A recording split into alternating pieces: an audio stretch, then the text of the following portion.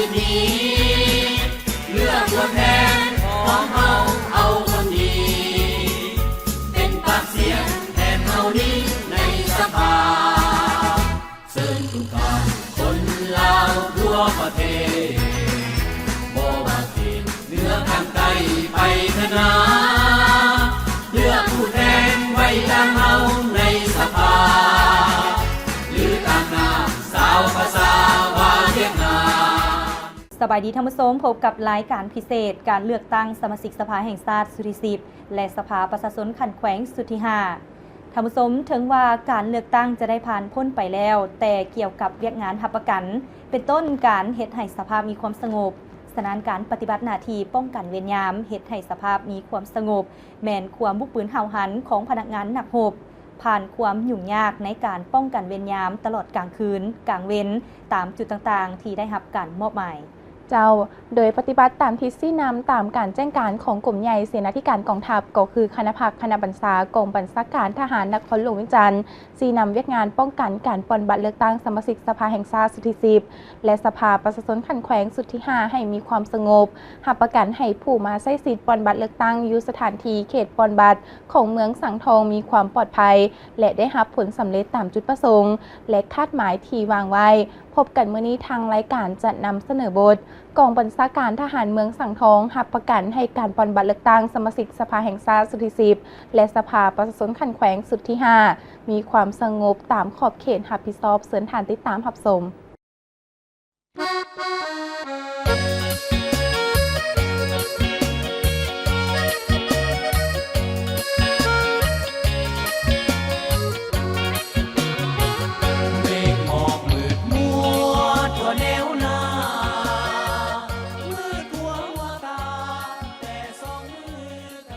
โดยปฏิบัติตามทิศซี่นำตามแจ้งการของกลุ่มใหญ่เสนาธิการกองทัพก็คือคณะพักคณะบัญชา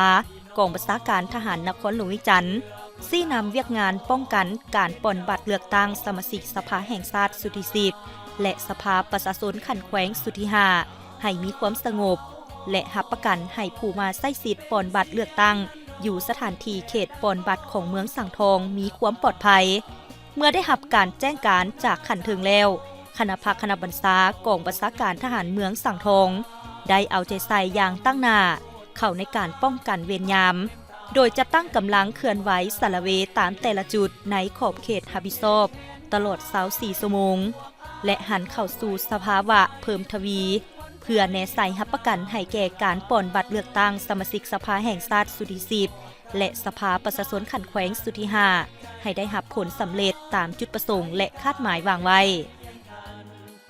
เฮาพันโทสิงห์คำพรหมวงศ์จันทร์คณะประจำภาคเมืองเลขาคณะภาคฐานหัวหน้าการเมืองกองบัญชาการฐานเมืองสังทองฉะนั้นอยู่ในระยะบัตรเลือกตั้งนี้ให้รับประกันความสงบพวกเราได้สร้างแผนการสมทบกับกำลังกลุ่มกองเพื่อน5กลุ่มกองเป็น5ระยะในการนำใช้กำลังป้องกันคือในนี้คือระยะที่1และเป็นระยะที่นำเอาเนื้อในนิติกรรมจากขั้นเทิงโดยเฉพาะการนิติกรรมเกี่ยวข้องกับการปล้นบัตรเลือกตั้งลงสู่หากฐานพ่อแม่ประชาชนจำนวน35บ้านได้สำเร็จก่อนหน้านี้ไป 2-3 อาทิตย์แล้วระยะที่2พวกเราก็ได้นำใช้กำลังป้องกันอยู่ในระยะลงหาเสียงของสมาชิกสภาประชาชนชุดที่5นี้ลงจำนวน35บ้านทั่วเมืองอยู่ในระยะ3วันคือวันที่9หาวันที่11พวกเรานำใช้กำลัง2กองบัญชาการและระยะที่3พวกเราก็ได้นำใช้กำลังลงป้องกันต่อกับวันเลือกตั้ง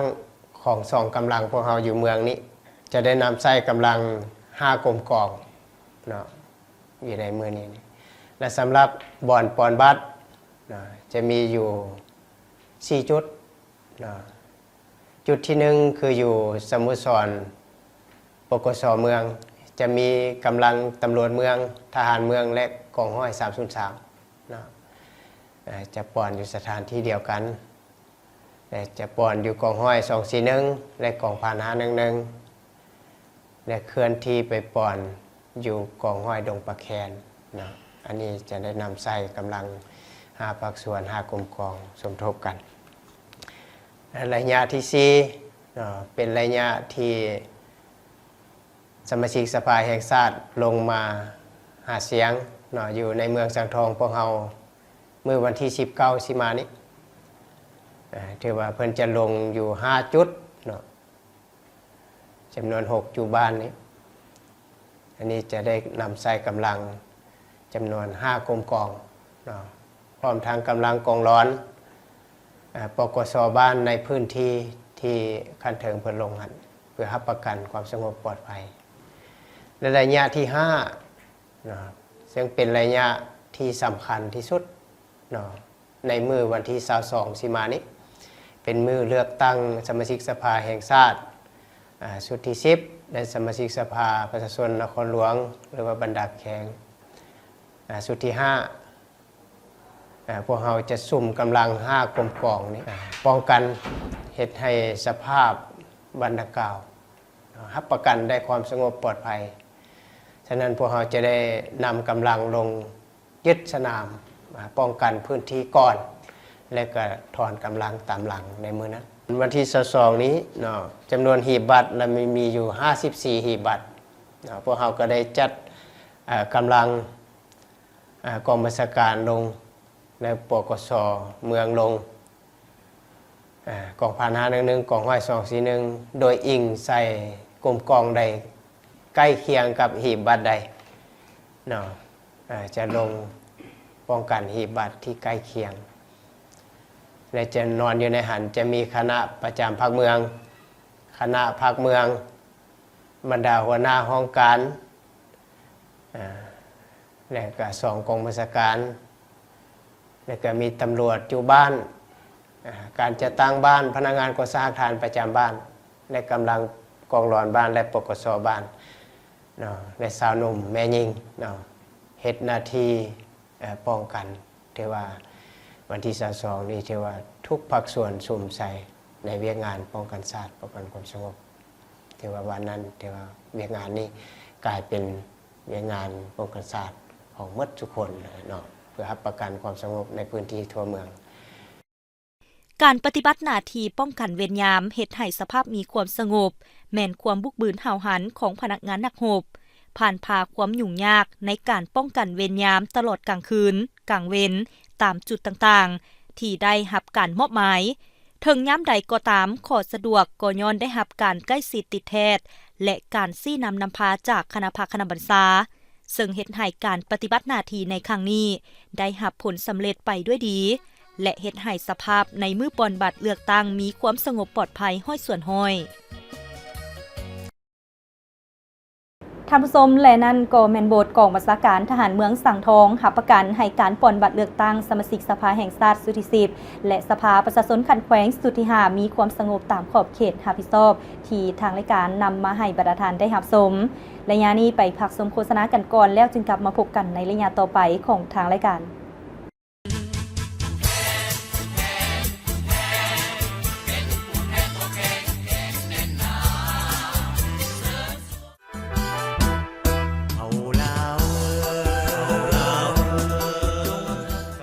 การเลือกตั้งสมาชิกสภาแห่งชาติสุดที่10และสภาประชาชนขันแขวงสุดที่5ที่จะดำเนินในวันที่22กุมภาพันธ์2026นี้แม้นเหตุการณ์การเมืองที่มีความหมายทางประวัติศาสตร์ของชาติลาวเป็นการเสริมขยายและปฏิบัติสิทธิประชาธิปไตยของประชาชนลาวบรรดาเผ่าเข้าในการปรับปรุงบูรณะระบบองค์การอำนาจรัฐขั้นศูนย์กลางและท้องถิ่นให้เข้มแข็งเป็นต้นแมนปรับปรุงบูรณะและสร้างความเข้มแข็งให้แก่สภาแห่งชาติและสภาประชาชนขันแขวงในฐานะเป็นตัวแทนแห่งสิทธิและผลประโยชน์ของประชาชนลาวบรรดาเผ่า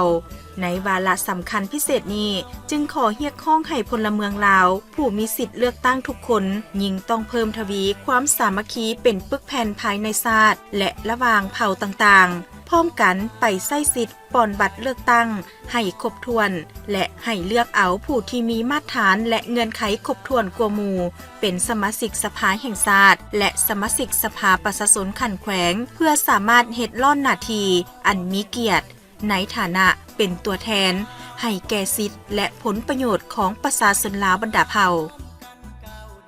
สมเสยการเลือกตั้งสมาชิกสภาแห่งชาติสุดที่10และสมาชิกสภาประชาชนขันแขวงสุดที่5อย่างสุดใจ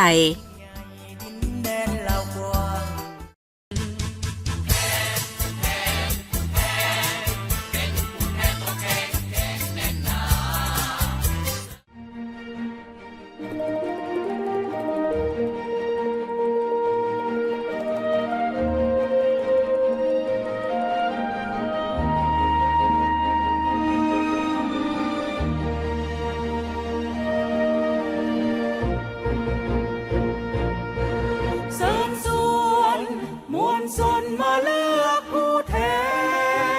นแดดส่องแสงทองเอื้องหองเป่งประกายสีพ้องใจกันมาจับมือกันสมานไมตรีถึงเวลาเฮามี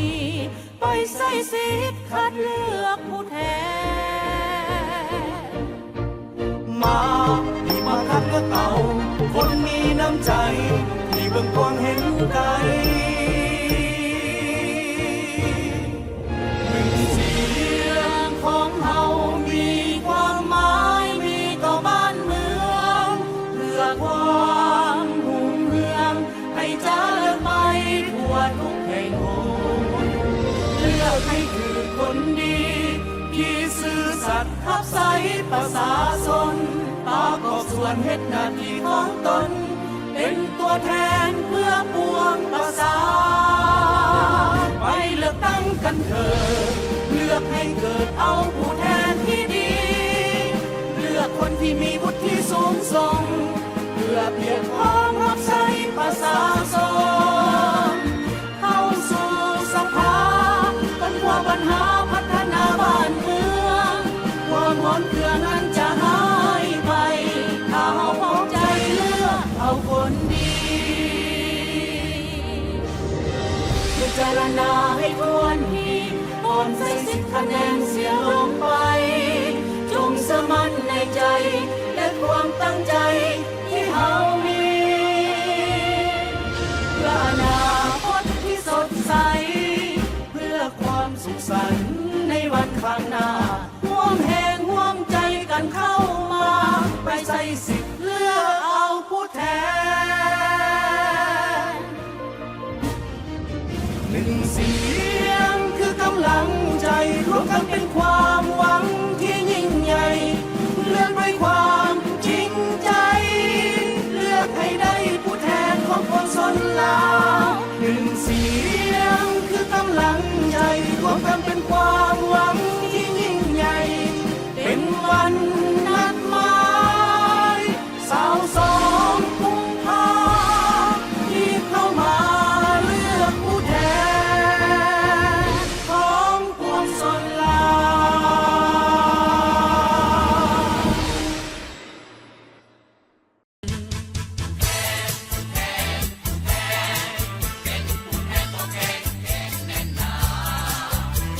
และมาฮอนีเวลาของทางรายการก็ได้หมดลงแล้วพบกันใหม่โอกาสหน้าสำหรับมื้อนี้สบายดี